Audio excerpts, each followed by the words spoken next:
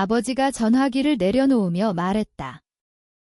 미안하지만 민호 집 사는데 돈이 다 들어갔어.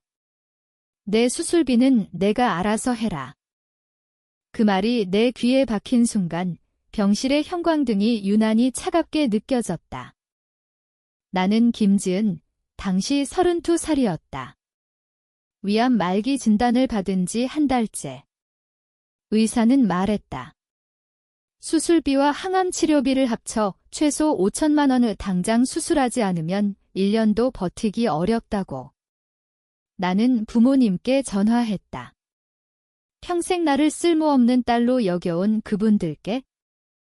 아버지의 대답은 예상했던 것보다 더 냉정했다. 민호가 결혼한다. 강남 아파트 전세 5억, 그거라도 해줘야 손자볼 며느리가 들어오지. 어머니는 전화기 너머로 한숨만 내쉬었다. 지은아, 내가 알아서 잘 버텨봐. 우리도 힘들어. 나는 전화를 끊고 천장을 바라봤다. 눈물이 나올 줄 알았는데 나오지 않았다. 대신 가슴 한복판에 단단한 덩어리가 생겼다. 그 덩어리는 시간이 지날수록 점점 커졌다. 퇴원 후 나는 혼자 살았다. 친척에게 빌리고 카드 돌려막고 알바를 뛰었다. 밤에는 구토와 통증으로 잠을 이루지 못했다. 그때마다 머릿속에 떠오르는 건 부모님의 목소리였다. 민호 집, 손자, 며느리. 내 목숨은 그 단어들 사이에 끼어들 자리가 없었다. 수술은 겨우 받았다. 돈을 모자라게 빌려서 항암은 반만 했다. 머리카락이 빠지고 체중이 15kg 빠졌다. 거울 속에 나는 뼈와 가죽뿐인 사람 같았다. 그래도 살았다. 살기 위해 이를 악물었다. 그리고 나는 결심했다. 죽지 않겠다. 그리고 언젠가 그들이 내게 한 그대로 갚아주겠다. 단, 칼을 휘두르거나 소리를 지르지 않을 것이다. 조용히, 그들이 가장 두려워하는 방식으로. 퇴원한 뒤 나는 서울 변두리 원룸으로 이사했다. 월세 40만 원, 보증금 500만 원 그마저도 카드 대출로 냈다. 낮에는 의료보험 심사청구 대행 회사에 다녔고 밤에는 프리랜서로 병원 서류를 정리했다.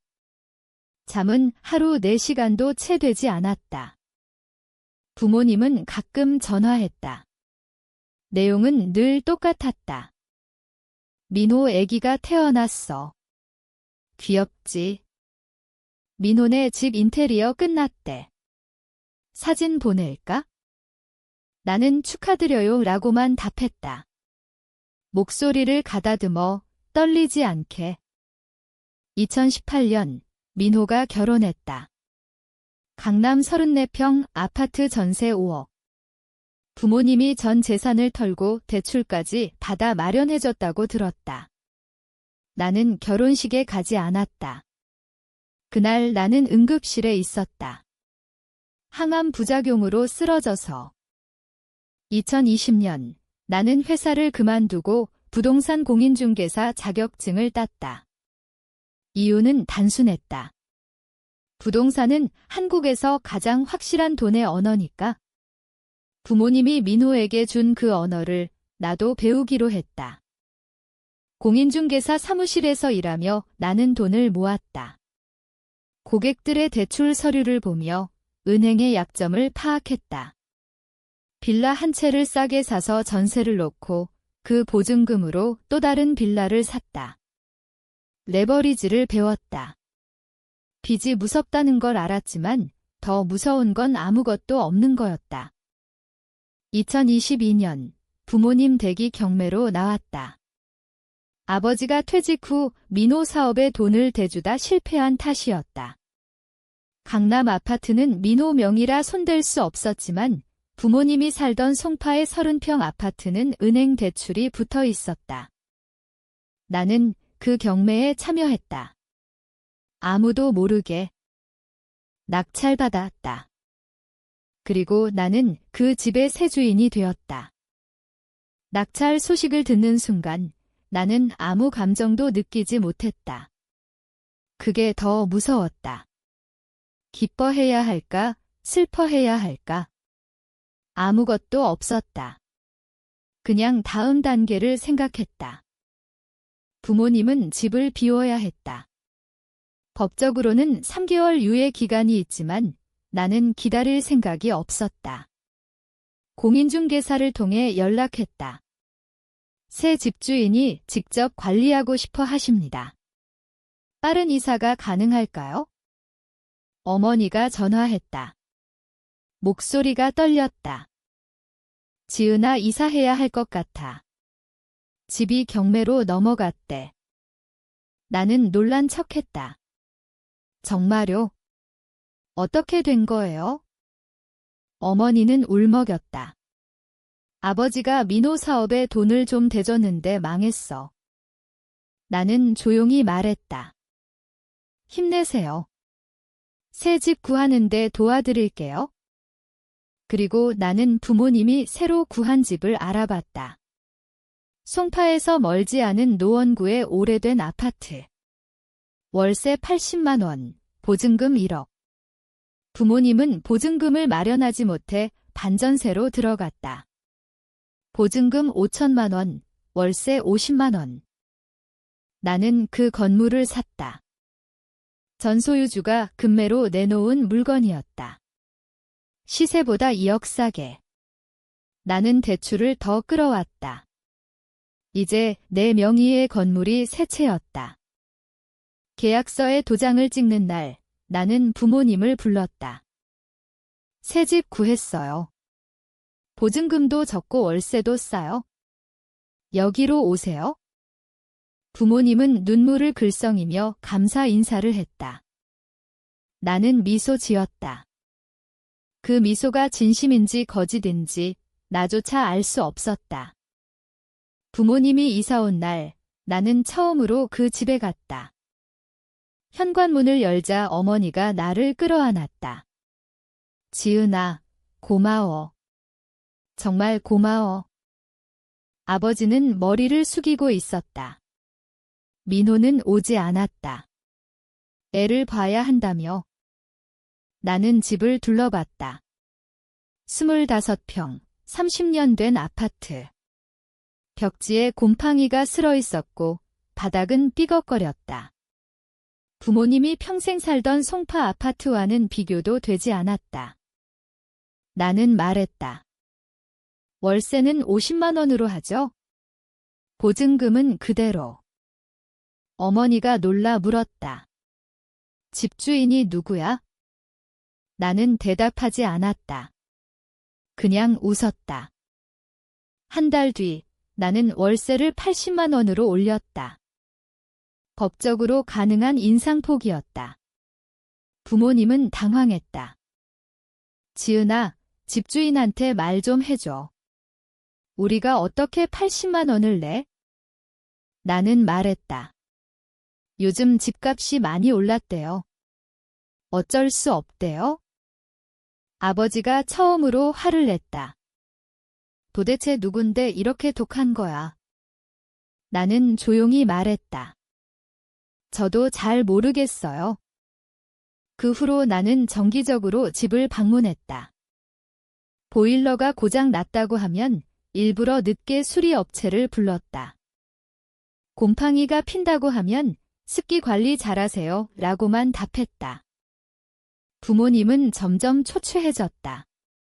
어머니는 당뇨가 악화됐고 아버지는 술을 더 자주 마셨다. 나는 그 모습을 보며 아무 말도 하지 않았다. 가슴속 덩어리가 조금씩 녹는 느낌이었다. 하지만 동시에 다른 무언가가 생겨나고 있었다. 내가 정말 원했던 게 이게 맞는지 의문이 들기 시작했다. 2024년 겨울, 민호가 찾아왔다. 오랜만에 보는 오빠였다. 여전히 잘 나가는 척했지만 눈빛이 불안했다. 지은아, 부모님 집 좀 어떻게 안 되겠니? 월세가 너무 올랐대. 나는 커피를 내리며 물었다. 오빠 사업은 잘 돼? 민호가 한숨을 쉬었다. 솔직히 좀 어렵다. 코로나 이후로 나는 말했다. 그럼 부모님 도와드려야지. 강남 아파트 전세금 돌려주면 보증금 마련할 수 있을 텐데.